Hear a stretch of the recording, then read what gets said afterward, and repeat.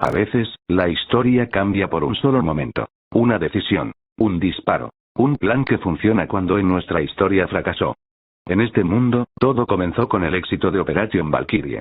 En 1944, oficiales del ejército alemán lograron asesinar a Adolf Hitler y tomar el control del gobierno antes de que la guerra destruyera completamente Alemania. El régimen nazi cayó desde dentro y en su lugar surgió un nuevo gobierno militar que buscó estabilizar al país y reconstruir Europa. El continente quedó devastado, pero Alemania sobrevivió como un estado fuerte y estable. Ese fue el primer cambio de un mundo que nunca volvería a ser el mismo.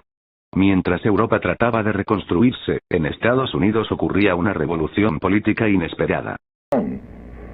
The income comes as a matter of citizenship. And when you're producing and distributing abundance, you cannot afford to differentiate in anybody's income because it'd be so much for everybody that the accounting would be so damn expensive to attempt to differentiate it. So you give them all the same. You merely want a continental accounting of how much is consumed in everything. En 1945, el movimiento tecnócrata ganó las elecciones. Su líder, Howard Scott, prometía algo radical: reemplazar la política tradicional con un gobierno dirigido por científicos, ingenieros y expertos técnicos. Por un breve momento, parecía que Estados Unidos se transformaría en una sociedad organizada completamente por la lógica y la eficiencia tecnológica. Pero el experimento fue demasiado extremo para el sistema político estadounidense. Buenas noches. La nación enfrenta un severo desplazamiento económico. Según analistas, las técnicas aplicadas por el Partido Tecnócrata Americano han provocado la caída de la producción nacional y el cierre. Scott fue destituido por el Congreso. Aún así, su gobierno dejó una marca profunda en la política del país. Mientras tanto, Asia vivía un conflicto aún más largo y devastador.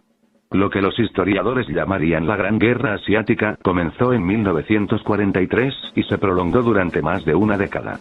El imperio del Japón, que había logrado sobrevivir a la guerra mundial gracias al nuevo equilibrio global, luchó por mantener su influencia en la región.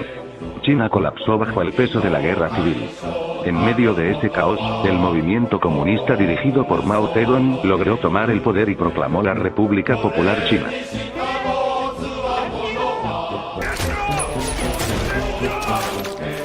Japón también entró en guerra por el destino de Corea. El conflicto terminó en 1953 con la división de la península entre Corea del Norte y Corea del Sur. La guerra finalmente terminó en 1957, después de 14 años de combates que transformaron por completo el equilibrio político de Asia. Mientras tanto, otra potencia se preparaba para competir por el futuro del mundo.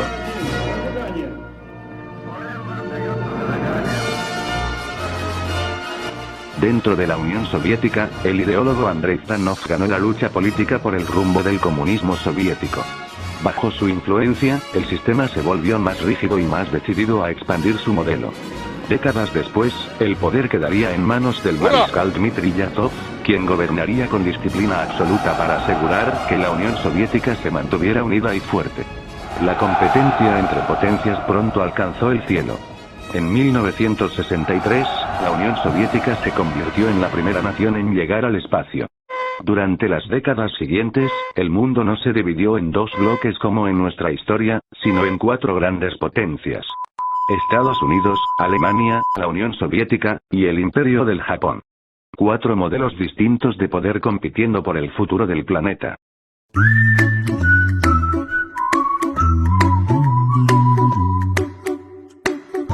Alemania se transformó en una potencia industrial moderna y líder de Europa. Para el año 2000, el país estaba dirigido por Klaus Schwab, quien impulsaba una visión tecnocrática del desarrollo europeo. Japón vivió también un renacimiento económico y tecnológico. Entre los años 60 y 90, sus ciudades se convirtieron en símbolos de modernidad y progreso industrial. Para la década de 1990, Japón ya era la segunda economía más grande del mundo, solo superada por Estados Unidos. Pero incluso las potencias más exitosas enfrentan crisis. En 1998, protestas masivas sacudieron Tokio en lo que sería recordado como la primavera de Tokio. El gobierno colapsó y se convocaron elecciones extraordinarias que llevaron nuevamente a los liberales al poder en el año 2000. Ese mismo año, en Estados Unidos, el empresario Michael Bloomberg ganó la presidencia, devolviendo la influencia tecnócrata al gobierno.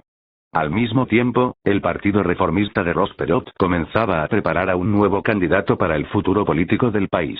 Donald Trump, quien proponía reformar el Estado estadounidense hacia un modelo más progresista pero profundamente nacional.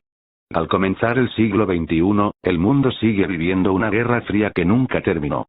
Pero esta vez, no es una lucha entre dos superpotencias. Es una competencia constante entre cuatro visiones distintas del futuro. Estados Unidos, Alemania, la Unión Soviética, y el Imperio del Japón.